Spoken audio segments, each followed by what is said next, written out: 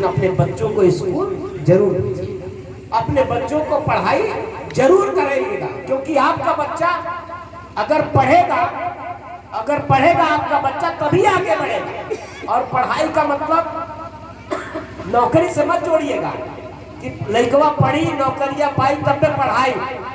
अरे आपका बच्चा अगर पढ़ा लिखा होगा तो दुनिया में कहीं भी जाएगा तो अच्छे से स्वाभिमान के साथ रहेगा, उसको कोई बेवकूफ नहीं बना पाएगा, उसको कोई मूर्ख नहीं बना पाएगा, उसको कोई ठग नहीं पाएगा।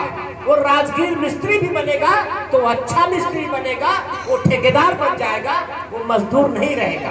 इसलिए आप पढ़ाई लिखाई पर अपने बच्चों को जरूर ध्यान दीजिए। सरकार तो साजिश कर ही रही है। आज आप सोचिए कि हम लोग एक दौर था कि बाबा साहब ने लड़ करके इस देश के अंदर संविधान दिया, संविधान नहीं था तो यही देश है और यही जमीन है। जब इस देश के अंदर संविधान लागू नहीं था तो हम लोग रास्ते में चल नहीं पाते थे, हमें रास्ते में चलने का अधिकार नहीं था। तो हम सामने बैठकर बात कर रहे हैं, मंच और माइक लगा करके बात कर रहे हैं। लेकिन अगर इस देश के अंदर जब संविधान नहीं था तो हम पढ़ नहीं सकते थे, हम तालाब का पानी नहीं पी सकते थे, हम कुआं का पानी नहीं पी सकते थे, हम अच्छा कपड़ा नहीं पहन सकते थे।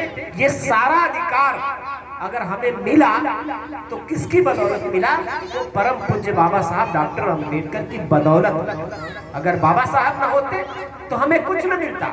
लेकिन आज दुश्मन बड़ी चालाकी के साथ जितना भी अधिकार बाबा साहब डॉक्टर अंबेडकर ने दिया है, दुश्मन बड़ी चालाकी के साथ वो सारा अधिकार फिर से बारी बारी कर करके छीन रहा है। इसको आपको सोचना पड़ेगा, कैसे छीन रहा है, कहां छीन रहा है, इस बात पर आपको ध्यान देना पड़ेगा। अगर नहीं ध्यान दीजिएगा और उसको बचाने के लिए आपको लड़ने की भी जरूरत पड़ेगी, सड़क पर उतरने की भी जरूरत पड़ेगी। अगर नहीं लड़िएगा तो हमारे बच्चे फिर से गुलाम बना दिए जाएंगे। आपने सोचा कभी कि संविधान में अधिकार मिला हमें पढ़ाई लिखाई करने का? आज ये सरकार जो पढ़ाई लिखाई इस देश के अंदर फ्री में होना चाहिए, सबके लिए एक जैसा पढ़ाई लिखाई का व्यवस्था होना चाहिए, शिक्षा सबके लिए फ्री होना चाहिए और सबके लिए एक समान होना चाहिए। लेकिन ये सरकार क्या कर रही है? आज की सरकार क्या कर रही है? पहले हम लोग सुनते थे, बड़े बुजुर्ग बैठे, पहले जब संविधान शुरू में लागू हुआ तो कुछ दिनों तक देश में बाबा साहब के संविधान के अनुरूप काम हुआ शुरुआती दौर में। और जब काम हुआ तो पहले गांव में हम लोग सुनते थे, बड़े बुजुर्ग आपस में बतियाते थे कि रे बाबू देखो फलनवा गांव में एक जने रहना, रिक्शा चलावत रहना, उनका लड़का डॉक्टर बन गई। सुनात रहना पहले गांव में कई लोग बात करते थे, अरे बाबू देखो फलनवा गांव में फलाने मजदूरी करत रहना, उनका लड़का इंजीनियर बन गई। ये बतावा अब कहीं सुना था कि केहू रिक्शा चलावत रहे उनका लड़का डॉक्टर बन गई? अब कहीं सुना था कि केहू मजदूरी करते रहे उनका लड़का इंजीनियर बन गई? ये नाते कि वो जमाने में पढ़ाई फ्री रहा, अनुसूचित जाति के लोग अगर मेडिकल कॉलेज में एडमिशन करावे जाते रहे ना तो कोनो फीस नहीं लगत रहा, एडमिशन हो जाता। वो जमाने में जब कोनो अनुसूचित जात के विद्यार्थी इंजीनियरिंग कॉलेज में एडमिशन करावे जात रहा, इंटर कॉलेज में एडमिशन करावे जात रहा, यूनिवर्सिटी में एडमिशन करावे जात रहा तो 0 फीस पर एडमिशन होता रहा।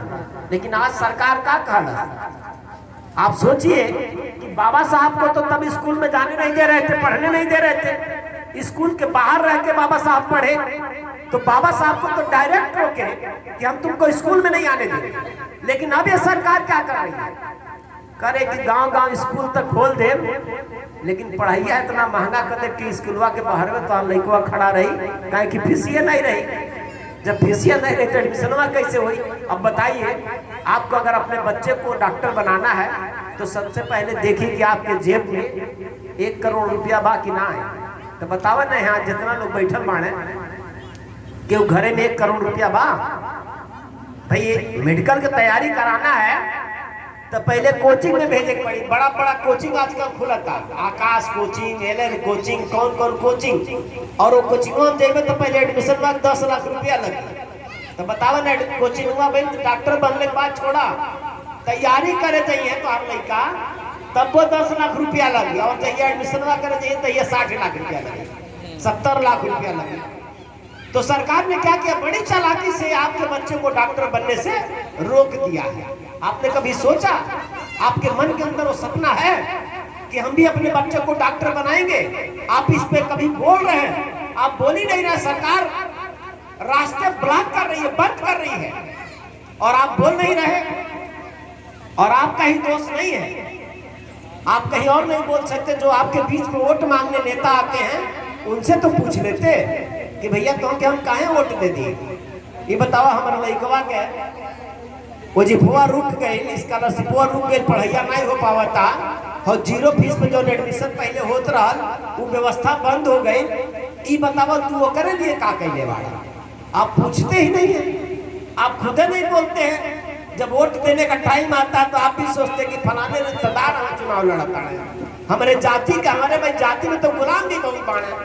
अब बाबू साहब का हरवाहा है तो उन लोग नेता मान लेवा, अब जाति के नाम पे आ जाइए हरवाहा हमें। अब उन्हों के तू कहा हमारे नेता, अरे भाई आपको उस काबिल व्यक्ति को चयन करना पड़ेगा ना जो आपके लिए लड़ रहा है, जो आपके लिए संघर्ष कर रहा है। आप उसका भी व्यक्तित्व देखिए, आप गुलाम थोड़ी है किसी, आप सौदा करिए ना। आप कहिए कि हम तुम्हारे साथ कब खड़े होंगे, जब तुम मेरे लिए लड़ोगे, हमारे बच्चों के लिए लड़ोगे। ये सवाल ही नहीं आप खड़ा करते हैं। आपको तो बस आ गया कोई उस टाइम, अरे भैया हम रिश्तेदार हैं तुम्हारे, हम रिश्तेदारी बाड़ी, हम तुम्हारे जाति का ही। अरे भाई जाति में तो बाबा साहब, एक तो बाबा साहब डॉक्टर अम्बेडकर हमारी जाति में थे और दूसरे उन्हीं के सेक्रेटरी बाबा साहब के कजलोलकर रहना, उन्हीं का हरा दिया दुश्मनों के खेमे में जाकर के।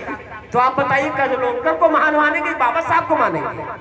जो उनका सेक्रेटरी था, जो उनके दुश्मनों से मिल गया और बाबा साहब के खिलाफ उनके दुश्मनों ने उसको चुनाव लड़ा दिया। और कजलोलकर जो गद्दार था, वो गद्दार जो बाबा साहब का सेक्रेटरी था, सचिव था, उसको दुश्मनों ने लड़ा दिया बाबा साहब के खिलाफ और बाबा साहब हार गए, वो जीत गया। तो वो गद्दार आपकी बात करेगा कि बाबा साहब बात करेगा? तो बाबा साहब के विचार वाले आदमी को आपको पकड़ना पड़ेगा ना। लेकिन आप भी आप सवाल नहीं करते, नहीं सवाल करेंगे तो मारे जाएंगे। ये पीढ़ियां हमारी गुलाम होंगी, हमारा आपका क्या?